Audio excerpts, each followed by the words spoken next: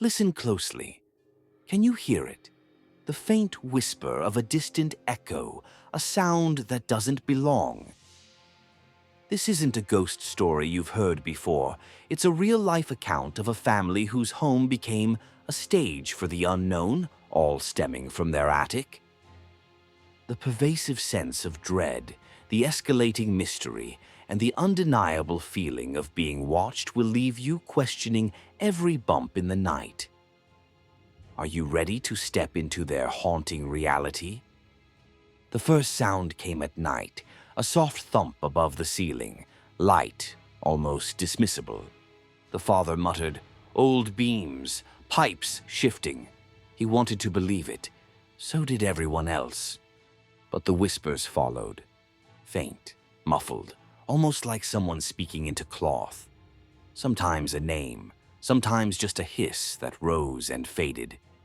The children heard it most. They wouldn't sleep upstairs anymore. At first, the family ignored it.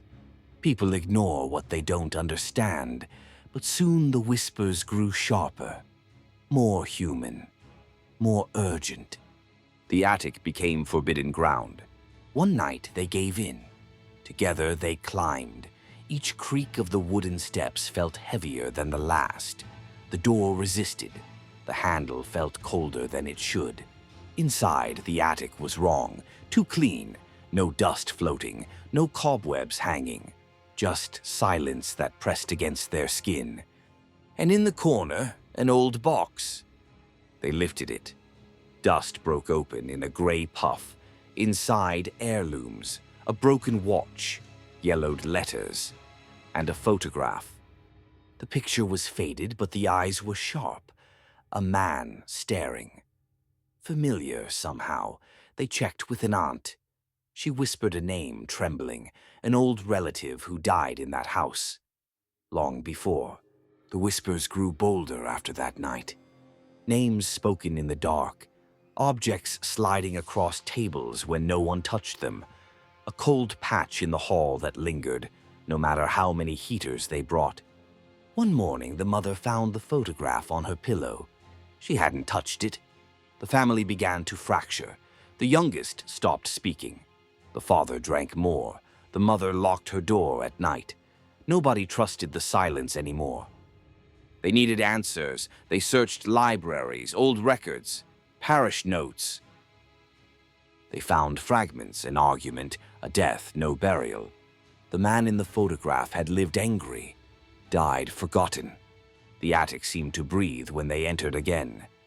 This time they found something else, a journal hidden under a loose board.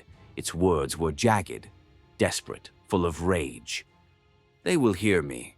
They will remember me. The presence wanted acknowledgment, but acknowledgment came at a cost. At dinner, the whispers now spoke in unison. Every family member heard the same words. Say my name. They tried to resist, but resistance only fueled it. Doors slammed, lights flickered. The air tasted like rust. Finally, one night, the mother spoke it aloud. The name, his name. The house fell silent. For the first time in months, no whispers, no shifting shadows, no cold. They thought it was over. But silence doesn't always mean peace. Now, when guests visit, they feel eyes on them. They complain of someone watching from the stairwell. They hear footsteps in the attic when no one is there. The family never moved. Some bonds are chains. They live with the presence now. They nod to it. They leave offerings by the box. But they know it isn't gone. It's waiting. And sometimes, late at night, they hear breathing right behind them. Please like, comment, share, and subscribe to our YouTube channel for more videos like this.